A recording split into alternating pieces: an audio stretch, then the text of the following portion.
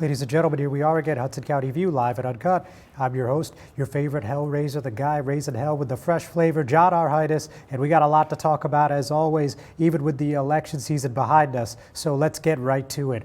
First of all, yesterday we had the special committee of the New Jersey State Senate convening at the Hoboken Terminal where they talked about NJ Transit issues with the rail passengers and other commuters, and obviously they did not have a lot of good things to say. No surprise to you there, but we will get into that. And we also had a chance to speak with Senate President Steve Sweetie about the New Jersey State Democratic Committee chair fight. So that's something that I think everyone throughout, not just Hudson County, but really the state of New Jersey is interested in.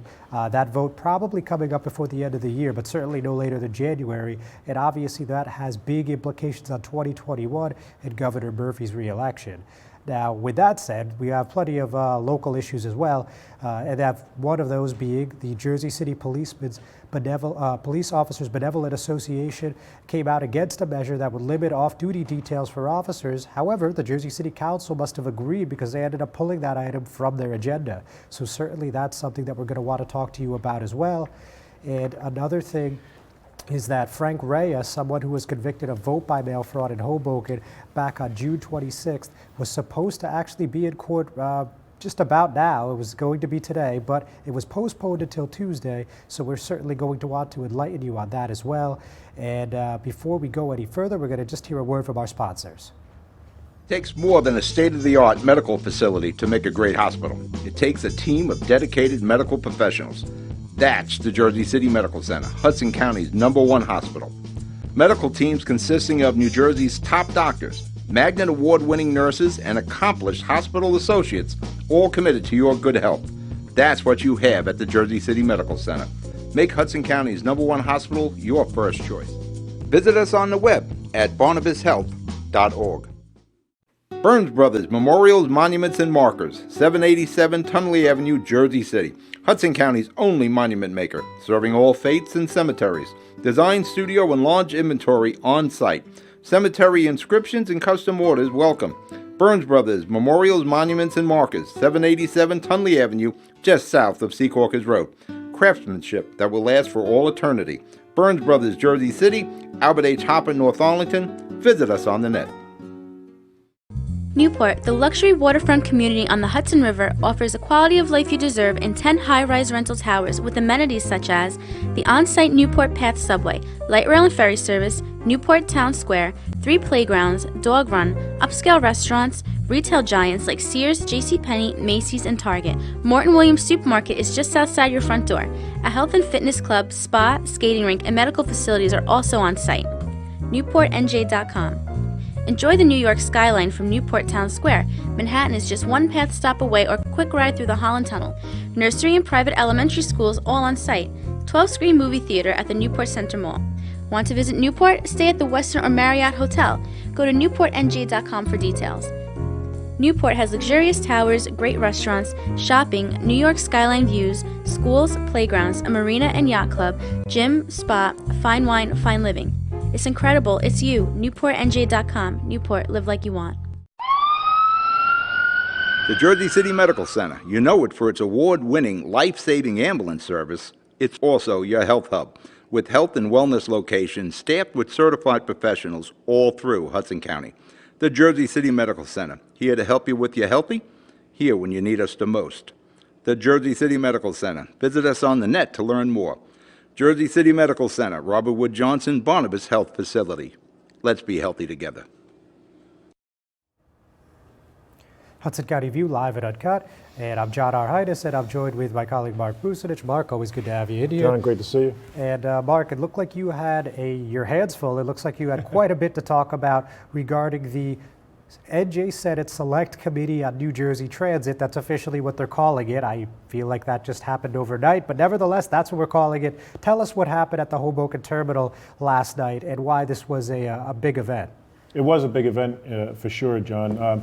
The committee's made up. It was formed by State Senate President Steve Sweeney, and it includes 3 Democrats, 3 Republicans. One of those Democrats is State Senator Loretta Weinberg, and on the Republican side, Thomas Kean Jr., son or the former governor of New Jersey, going back to the 1980s already. Sure. And if you remember that. And vaguely, but continue. So they convened this panel discussion right at Hoboken Terminal. It was a very well-attended event.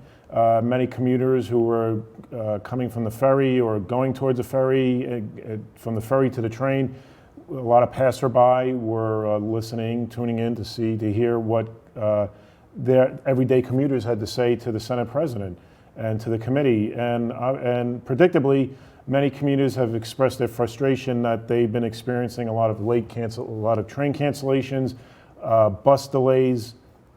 And so we had a chance to interview the Senate President to ask him for what does he hope with this committee, what does he hope to accomplish, what does the committee hope to accomplish.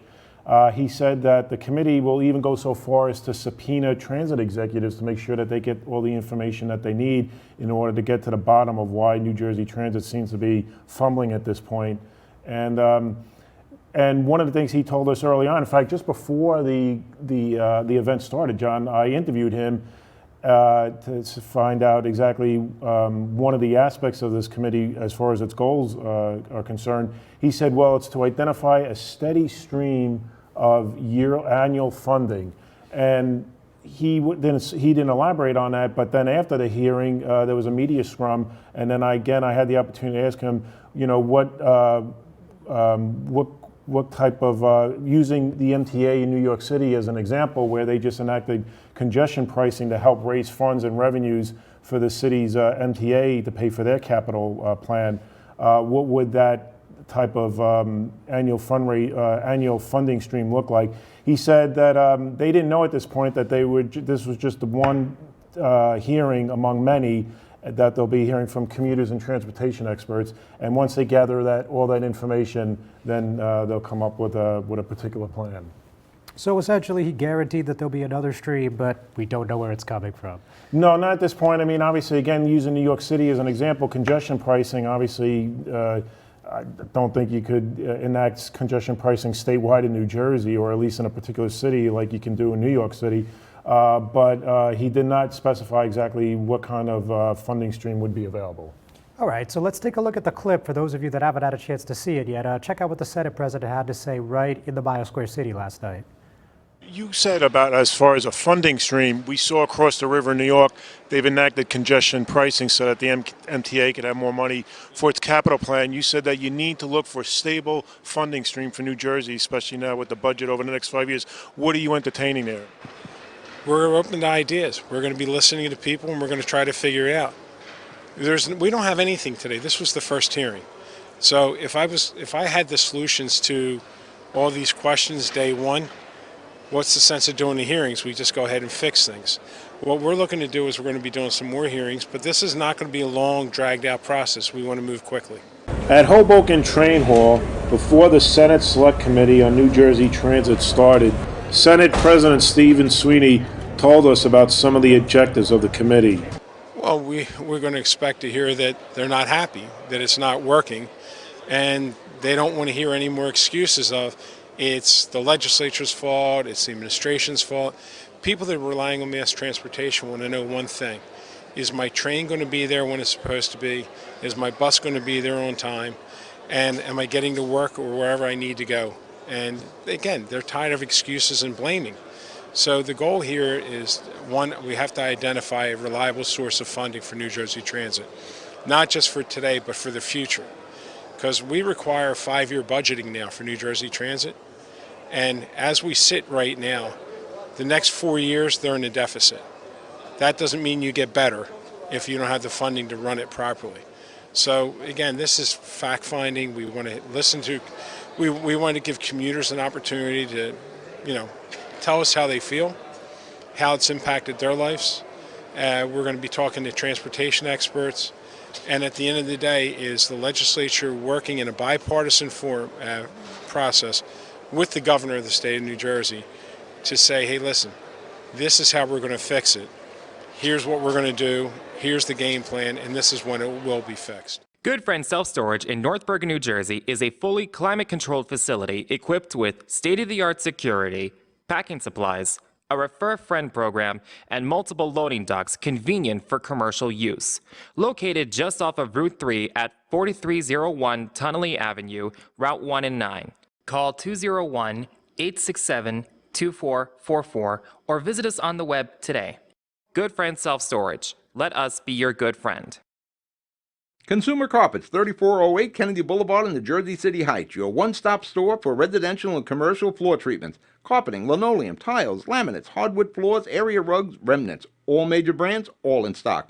Free estimates, same-day installation. Consumer Carpets, it's savings, selection, installation. Credit cards and debit cards accepted. Financing available. Consumer Carpets, price to fit your budget, installation to fit your schedule. On the net at consumercarpets.com. Consumer Carpets, Jersey City, 201-792-27.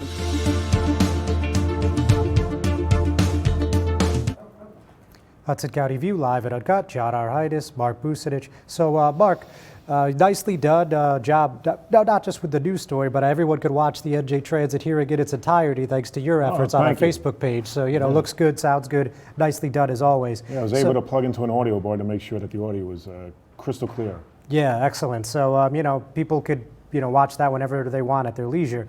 So not only were you able to pick up that NJ Transit story, which is obviously developing and we'll probably be talking about well through the end of the year into 2020, you also got this pretty interesting scoop here, at least contributed a significant portion to this scoop about Steve Sweeney picking his horse in the New Jersey State Democratic Committee race. Wow. So that's Leroy Jones. I don't know if I don't believe we were working together at this point, but Leroy Jones used to be in sync with the Bergen County, Essex County, and at the time Hudson County chair. That was when Vincent Prieto was still the chair, and he was also the Assembly Speaker. Interesting. And obviously times have changed quite a bit in just 3 years now. Sure. You obviously, Vincent Prieto is no longer a elected official. Mm-hmm. He's at the New Jersey Sports and Exposition Authority, mm-hmm. and of course Amy DeGeese is the chair now. But the point is, Leroy Jones is running against John Curry, who's also the Passaic County chair, and Steve Sweeney, as you said, he said, I support Leroy Jones. I know him a long time. I think Leroy unites the party. Obviously, this divide has taken place during Chairman Curry's term, mm-hmm. and he also noted that he endorsed him last time, but it's time to bring the party together. So what do you think that says about the current state of the New Jersey Dems and what this means for Phil Murphy, who's supporting Curry?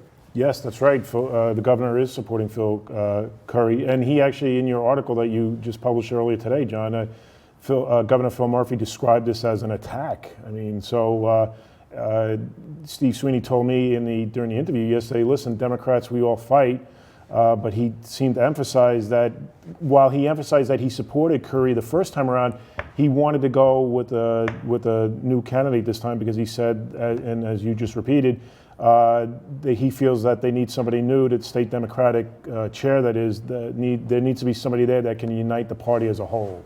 Yeah, sure. So it's going to be interesting. I mean, like I said at the beginning of this program, that vote will either take place next month or December. A lot of people are thinking it'll be before, or January, excuse me. A lot of people think it'll be before the end of the year. But regardless, that's going to be an interesting outcome. I mean, certainly with Sweeney supporting Jones, that's big implications for 2021. Obviously, Steve Sweeney was a guy that a lot of people thought were going to run for governor in 2017. Mm-hmm. Obviously, like most people, he ended up not running, and the governor now, Phil Murphy, ended up just running away with it. Sure. But in the event that Leroy Jones gets this ahead of redistricting, which is really a more critical issue in South Jersey than it is here in the North, right. That's big implications of potential challenge for Phil Murphy in 2021. Fair to say? I think that's fair to say, John, indeed. So other than that, I mean, what other read? I mean, I know you and the Senate President only spoke about this for a few moments, but I mean, any other read that you got from him on this as what's going to happen going forward for the state committee over in Trenton? Well, it'll definitely be interesting to see how this all plays out, John. Obviously, there's different county chairs that are favoring the current Democratic chair, which is Curry. But some of the, right here in Hudson County, Hudson County Democratic Chair Amy DeGeese is supporting Curry. In fact, she referred to him as an important mentor to her. Incredible mentor, yes. Yeah, that's how she referred to him. But then at the same time, you have other county chairs. I think it's Wyatt Earp in Ocean County. Correct me if I'm wrong, but I think he's supporting Leroy Jones. That's correct. And, a lot of people weren't expecting that. That was less than 24 hours after Leroy Jones formally announced his candidacy, and people have been expecting it since around this time last year, but he hasn't made it official until Tuesday. And a lot of people were thinking heading into this thing that Earp was going to go with Curry. Obviously, that's not the direction that he went with here, so that's a little bit of a swerve for Governor Murphy and John Curry, who, by the way, is also the chair of the Passaic County Dems. So this is going to be a long, hard fight by the looks of it now. Certainly, we're going to give you the latest, and we're going to keep you updated on who ends up taking over that post. Again, big implications for 2021. John, isn't it interesting that this is happening? If I could just interrupt for a moment, isn't this interesting that it's happening on a state level? It kind of reflects what's happening on the national level with 18 Democrats running for presidential for president. In fact, just yesterday, or even earlier this morning, former Massachusetts Governor Deval Patrick just announced that he's running. And so it's interesting to see how this is playing out on both the national and state level. I agree, Mark. I mean, obviously the Democrats need to find some unity heading into a presidential year. On that point, we're going to take a break. We'll be right back. Panapinto Properties, Jersey City. Shaping the workplace with state-of-the-art office space and an address your company desires. Building residences that define your home environment. Adjacent to all modes of transportation. On-site parking available. The right address, the right lease. 201-521-9000 or visit on the web at panapintoproperties.com. Panapinto Properties, building Jersey City for everyone. Rama Jewelers, located in the Lyndhurst Shopping Center at 413 Valley Brook Avenue, Lyndhurst. Come for all your jeweler needs at Rama Jewelers, where you will find a fine selection of necklaces, earrings, rings, and bracelets. Choose from one of our complete sets, our many signature items, or find the perfect engagement ring. Come on down. That's Rama Jewelers at 413 Valley Brook Ave, Lyndhurst. Call 201-939-5784 or visit us online today. All right, Hudson County View live and uncut. John Arhitis joined with Mark Bucinich. So, Mark, we've been talking over a year now, I think. It's got to be at least 12 months about the fight between the Jersey City police unions and the Mayor Fulop administration, specifically about these off-duty details. Now, we know, and probably everybody that's going to see this knows, that there was a corruption probe in 2018, and 12 officers either pleaded guilty or were convicted of stealing time by getting paid, for work that they didn't actually perform. So it appears including the former police chief, Phil Zaki. That's right, Phil Zaki, of course, among those that was supposed to be doing work at Marriott Gardens, and obviously he wasn't. And it looks like that's a thing of the past, though. But nevertheless, we're still talking about the future of off-duty details in Jersey City. So there was an ordinance that was pretty interesting. It would have potentially made it so that flagmen in the majority of situations would be able to control traffic on construction sites. For example, if a sidewalk was being obstructed by equipment. Another example, if there was a one-way traffic where only one lane was open. And the only time that they'd be using police officers would be if the traffic signal was inoperable. So it's certainly not something that the police union was happy to hear about. And we're going to go to the POBA president, that's Carmine Disbrow, see what he had to say on this topic. First reading by the City Council plan for this evening, and that would be updating the traffic manual. So tell me why this is a concern to you and your members. Well, it's a concern for several reasons. Number one, we don't believe this traffic manual is adhering to state law, state regulations, DOT regulations. We also currently have a lawsuit, as you know, against the city in regards to the off-duty, the current off-duty ordinance, which we don't believe is being enforced. The way it's written. So the actual ordinance, the actual lawsuit, for the ordinance, both the city and the POBA sought summary judgment from the court, and that is going to be decided on December 13th. So the fact that they're even trying to pass this less than 5 weeks before that decision comes down, we believe it's just an attempt for them to to have insurance in case they lose the lawsuit to effectively remove the police officers out of the off-duty program. So the traffic manual obviously has been part of city regulations for many decades, I would assume, a long time for sure. So what makes this different than the previous incarnation of what was on the books? Uh, well, number one, there is a traffic manual that is currently, I think it was either done in 1985 or 1995. When they tried to pass this manual back in August, they did not provide the council with the old manual. Instead of doing strike-throughs, they basically just presented an entire new manual. And obviously the council people were able to see what was being changed. So we believe that that was done purposely to prevent them from seeing what was being changed. And we believe that part of this manual is definitely not adhering to state regulations, DOT regulations, specifically where they say flag people will be in certain areas where the state manual and state DOT says they cannot be.